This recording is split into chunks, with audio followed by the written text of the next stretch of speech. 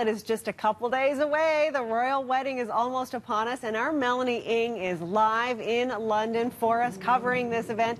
Melanie, I said this yesterday, but I'm going to say it again. You really have the greatest gig this week. Come on, Leah. It is definitely the best, and I can tell you now that the sun is out, it's making it even better. It was a little chilly yesterday, but we are good to go now. Wonderful. Okay, so let's get to the latest on Meghan Markle's dad. We now have a definitive statement. Yeah, that's it. This morning, Kensington Palace tweeting out an official statement from Meghan Markle saying that unfortunately her dad will no longer be able to travel here for the wedding. She wants him to be able to concentrate on his health. Of course, he had heart surgery just a couple days ago. We know it went well.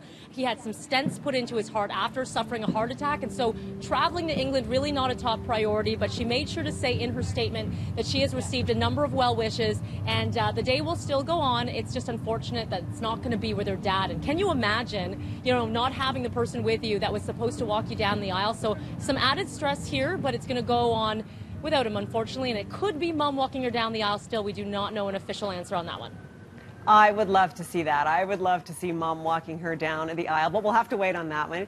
But let's move on now. I understand you're off to Windsor, but there's already rehearsals underway for the carriage procession? You got it. So we're 2 days away from the wedding, but the carriage procession, which you know is it is very intricate. And so this one involves about 250 members of the armed forces. This was earlier on this morning, and they made their way through the town of Windsor. Keep in mind that we're expecting about 100,000 people to head to Windsor. The population for Windsor itself, about 33,000. And so they want to make sure everything goes off without a hitch. We can tell you things went smoothly this morning.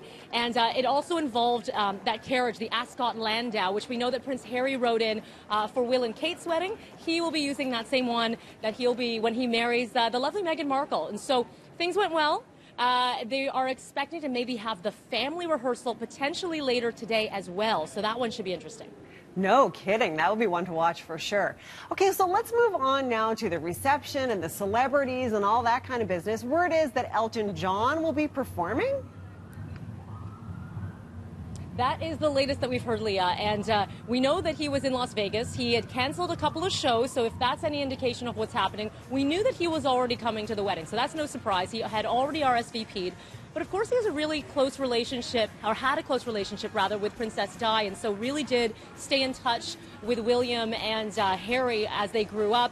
We don't know yet if he will perform at the ceremony or the reception, more likely the reception because we already saw the list of those performing the ceremony. But if he has a cameo in that one, I don't think anyone's going to complain. I don't think so. I think you're right. Well, Melanie, thank you so much for this, and have fun in Windsor, and we'll check in with you again tomorrow. That is our Melanie Ng. She is live in London this morning.